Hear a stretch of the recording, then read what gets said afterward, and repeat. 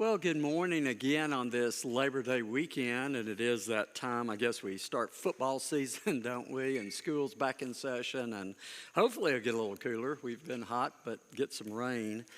But I hope you can kind of think with me for just a few minutes, really, about Labor Day. So kind of a thoughtful thing for just a few minutes this morning, because it's really important. It is a national holiday for a real reason. It's at the center of life. Work is and jobs are. Let me tell you about a friend of mine that is just kind of one of my illustrative kind of signposts, a piece on my journey. I have a good friend who's retired. Some of you know her. She's a parishioner at St. John's. And she was a 40-plus year career nurse in GI nursing. So she took care of people who were very ill, that had colostomies, post-colostomies, facing surgery. People are really, really struggling. And I just admire her so much because she always thought of her job as a calling. And I don't want to push this too much, but a lot of her job was unpleasant, to be quite honest, something most of us would not want to do. And she could do it willingly and easily. And, you know, she thinks of her career as like a mission, that she was about something that improved people's lives. And really, almost I would say that she almost has a sense of a noble kind of endeavor about the work that she did. It may be kind of big, but it really is such a signpost for me about that. Because, you know, the other extreme are people who don't like their jobs, who complain a lot, who think that jobs and work are an interruption to life and the flow of the things they want to be about. And, you know, that's kind of just part of what it is. It's not very fulfilling. But let me be clear. I got your attention a bit to try to paint the extremes, but I don't think most of us live in extreme places. That's one end and the other end. I think most of us kind of live in the middle somewhere. So I'm not trying to put anybody down. I think all of us have jobs that are time kind of ethereal, like music. Sometimes music is probably work and not kind of drudgery. It's the practice and that kind of stuff. All of us have all of that in it. You know what's interesting about research, and I hope you'll hear this. If you don't hear anything else I'll talk about, think about something smart, way smarter. And I'm a statistics guy. I'm a medical guy. I'm a research guy. I'm a modern guy. I believe in all of that. I think it's held us up. It's made education and all of our institutional life stronger. But listen to the research. It's voluminous and it's clear what it says. When they study people and families, the people who have really accumulated wealth in our society in America, the people who have bought homes, educated their children, had a retirement, kind of were able to settle in, had a good life, thought of a good life. What's interesting is those people were not the people who had the kind of glamorous, wowie, zowie, very big paying jobs, believe it or not. They were the middle America, the working people, often very successful in what they did, often took their jobs into a business. But those are the people probably who have anchored our society, particularly since the World War II. But also the research says that they have a way, when they talk to these people, and you may be among them. I grew up in one of those families. There's a sense of balance and proportion and thankfulness. And a high investment in work, but also something else. A really high investment of several other things that are key. One of them, they live by their means. Not joking. Pay their bills. So just saying, we all know that. It really is a sticking point for us. Secondly, that they have something that balances, that they go to work kind of almost as ritualistically a way to serve their families and the people they love and their community. They see themselves leaving at 6 in the morning, 4 in the morning, whatever they're doing that is a larger piece than just going to work. And thirdly, this is really interesting to me. They really do keep a balance of life and work. And I own that I've always been out of proportion, so don't ask me personally. I advocated and haven't practiced it well. I've worked too much sometimes.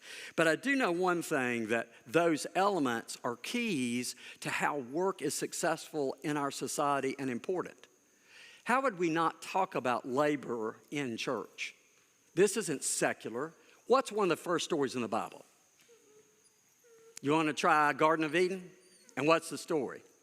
They left and went to work, and it wasn't happy. You remember? It was a curse. It was a curse. Well, it's a little tongue-in-cheek. Tom does a great job with the Old Testament in that part particular. He has he's done some studies, some Bible studies. Really, they're really good. And I'm making sure he's paying attention so he doesn't leave. Because he has to do the next part of this, because I'm going to sit down and smoke and drink a cup of coffee. No, here he is. He's back with us. Okay, he's listening. I called his name. Don't drag me into this. Don't drag me into this. Yeah. He doesn't want anything serious today. Okay, don't drag it. But it's really an essential piece of who Jewish people and Christian people are, is the whole notion of work. It is part of it. And think about today where we are in society. And then I'll quit preaching at you and talk with you. We're post-COVID. And hasn't it done something? Do you know an institution that has enough labor, has enough people working? I do not. Everybody seems to be shorthanded. Everybody's jobs are more. Their jobs are bigger. They do more. They work more. I hear this constantly. And I'll tell you the other key is this little machine right here. This little devil right here. Hate it. Do you know what young people tell me? Some of you younger people, and I want you to hear me because I listen to you, is I'm tied to this. My work now is 24/7, and when my boss calls, I answer. When someone needs me, I respond. Now, some of you have those jobs. I do have one of those jobs. When you call, I promise one of us is going to try to call you right back. But not everybody has one of those jobs, but everybody experiences that with this device. Technology has given us a great blessing. It has also given us that as something to hang around our necks and carry along. We are a 24/7 society all the time, and work is now part of that. So, what do we say about all this? What do we do about all this? I do think if we step back a little bit, we're going to look at our society and realize that in a society that is born and birth and continues as a free market, capitalist enterprise, that work is essential. Success at work is what makes this engine run. Don't be deceived about that. Either we support work or we die by the work. And we need to support families in work ever more. I promise you, we hear it constantly as clergy. I bet you do as parents and grandparents and great-grandparents, right? It's an important factor. We work, Americans, and there are a few other cultures, Japanese and others, work more than anybody else on the planet. Not a bad thing, but it's a real thing and something to think about. So maybe on this Labor Day, we just slow down a little bit together and just think about what you think about work and jobs. What do you think about how things are?